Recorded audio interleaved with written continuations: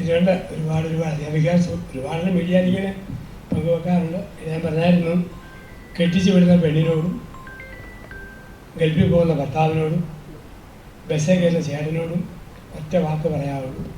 അത് 3 പേർക്ക് സന്തോഷം. ഒരു സെൻറ്റൻസ്: കെട്ടിച്ചു വിടുന്ന പെണ്ണിനോടും ബസ്സിൽ കയറുന്ന ചേട്ടനോടും ഗൾഫിൽ പോകുന്ന ഭർത്താവിനോട് പറയുന്ന ഒറ്റ വാക്കാണ്, പിടിച്ചു നിൽക്കണം കേട്ടോ. ഒറ്റ വാക്കുണ്ട്. നിന്ന് കണ്ട് ചിരിച്ച് അല്ലെങ്കിൽ ഫാമിലി ആയിട്ട് പോയിരുന്ന് കണ്ടിരുന്ന് ആസ്വദിച്ച് പോയിരുന്ന മറ്റൊരു സിനിമ ഇപ്പോൾ കുറവാണ് സത്യം പറഞ്ഞാല്. അപ്പൊ എന്തുകൊണ്ടാണെന്ന് എപ്പോഴെങ്കിലും അച്ഛന് തോന്നിയിട്ടുണ്ടോ? അങ്ങനെ എന്തുകൊണ്ടാണ് അങ്ങനെ വരാനുള്ള ഒരു റീസൺ എന്തായിരിക്കും എന്ന് എപ്പോഴും തോന്നിയിട്ടുണ്ടോ? നമ്മളത് ഒരു ചരിത്രത്തിൽ വരുന്ന ഒരു മാറ്റമാണ്. പാട്ടെടുത്താലും പഴയ പാട്ടിന് ഒരു നല്ല ആഴമുണ്ടായിരുന്നു. ആ പാട്ടിന് ഇന്നുമുണ്ട് നല്ല ഡെപ്ത്. പയ്യെ അതങ്ങ് കുറഞ്ഞു. വായന ഉള്ള ആൾക്കാരുടെ എണ്ണം കുറഞ്ഞു. വായന കുറയുമ്പോൾ ഡെപ്ത് കുറഞ്ഞു. ഇപ്പം പാട്ടാണെങ്കിലും 2 ആഴ്ച കഴിഞ്ഞ് എല്ലാ പാട്ടും മരിച്ചു പോകും. പഴയ പാട്ട് 50 വർഷമായ ഇന്നും ജീവിക്കും. നല്ല സിനിമകളും അങ്ങനെ തന്നെ. ചില പടമൊക്കെ നമ്മൾ പിന്നെ ആവർത്തിച്ച് കാണും.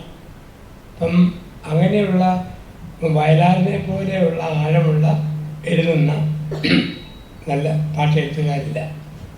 അങ്ങനെ ഒരു കാലത്ത് കുറേ പേരുണ്ടായിരുന്നു. നല്ല ഒരു വികാരതരത്തിലുള്ള രീതിയായിട്ട് മാറി. ഇപ്പോൾ സമൂഹത്തിൽ തന്നെ ഒരു വൈകാരികമായ ഒരു തലങ്ങളിലാണ് എല്ലാം പോവുക. അതുകൊണ്ട് കുറച്ച് ഇടി, കുറച്ച് കൊലപാതകം, കുറച്ച് സ്റ്റണ്ട്, കുറച്ച് ഭീകരത, അതായത് ഏച്ചു കിട്ടിയ ഒരു പടം. കഥയുണ്ടെന്ന് വെച്ചാൽ കഥയില്ല. അതേ സമയത്ത് കണ്ടിരിക്കുന്നു. ഇൻ്റർവെൽ എന്നിട്ട് വന്ന് ചിലപ്പം തോന്നിയാലും പോകാൻ പറ്റിയല്ല. ആ രീതിയിലുള്ള കഥകളായിട്ട് വന്നത്. സമൂഹത്തിൽ വന്ന വായനയുടെയും ആത്മീയ ആഴങ്ങളുടെയും കുറവാണ് സിനിമാ ലോകത്തും എഴുത്തു ലോകത്തും എല്ലാം വന്നിരിക്കുന്നത്.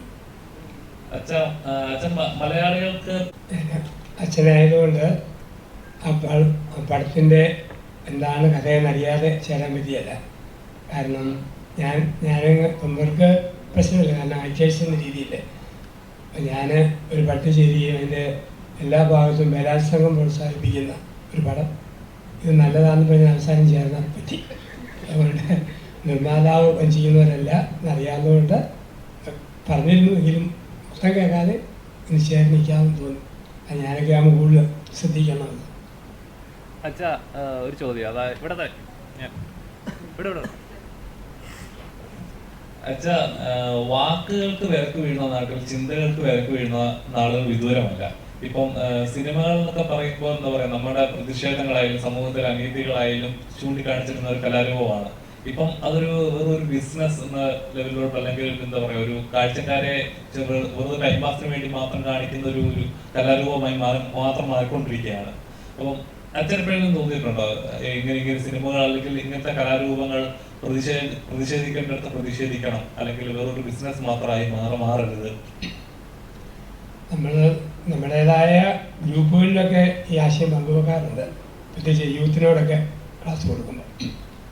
പിന്നെ ഇന്നൊരു വലിയ പ്രശ്നം വരുന്നത്, ഒത്തിരി പേർക്ക് ഈ ബ്ലാക്ക് മണി ഉള്ളവരുണ്ട്.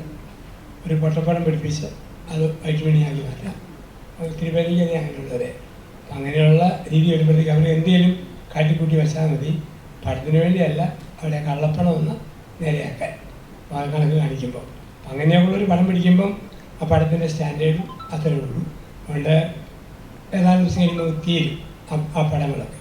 പക്ഷെ എപ്പോഴും ഈ മൂല്യങ്ങൾ മനുഷ്യനെ പഠിപ്പിക്കുന്ന, ബന്ധങ്ങൾ വളർത്തുന്ന, മാതാപിതാക്കളെ മക്കൾ സ്നേഹിക്കുന്ന, മക്കളെ പേരൻസ് കരുതുന്ന നല്ല സത്യമായ പ്രേമബന്ധങ്ങൾ, സ്നേഹബന്ധങ്ങൾ, അങ്ങനെയുള്ള പടങ്ങൾ എന്നും എക്കാലത്തും അത് വിജയിക്കും. അപ്പം അതിനൊന്നും ഇന്ന് എങ്ങനെയും എൻ്റെ ഈ കുറേ കാശ് അഡ്ജസ്റ്റ് ചെയ്ത് അങ്ങനെ അങ്ങ് പോവുക, പിന്നെ ആരെയും വിളിച്ചുകൂടി അങ്ങ് തീർക്കുക.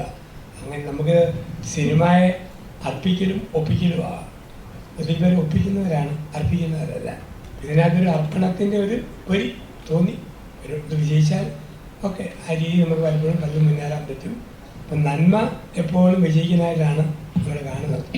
ഇപ്പോൾ സ്വർഗം എന്ന് പറയുന്ന സിനിമയൊക്കെ അത്ര വലിയൊരു കലാരൂപം നമുക്ക് സിനിമാ രീതി പറയാൻ പറ്റിയില്ലല്ലോ. അത് വിജയിച്ചു. അതിൻ്റെ കാരണം അതിനകത്തൊരു നന്മ, ഒരു മെസ്സേജ് കൊടുക്കുന്നത്. അതുപോലെ ഏത് പടത്തിലും ഇപ്പം ഒരു രീതിയിൽ ഇപ്പം ശബരിമല അയ്യപ്പൻ്റെ അനുസരിച്ചൊരു പടം വന്നില്ലായിരുന്നു. മാളികപ്പുറം. അത് ഒരു മതപരമായ നല്ല എത്രയോ നല്ല മൂല്യങ്ങളും ചിന്തകളും വിശ്വാസത്തിനകത്തുണ്ട്. അപ്പം അങ്ങനെയുള്ള നമ്മൾ ജാതി മതത്തിനപ്പുറമായതിനെ ജനം സ്വീകരിച്ച് പ്രോത്സാഹിപ്പിക്കും. രാജകന്യ എന്ന സിനിമ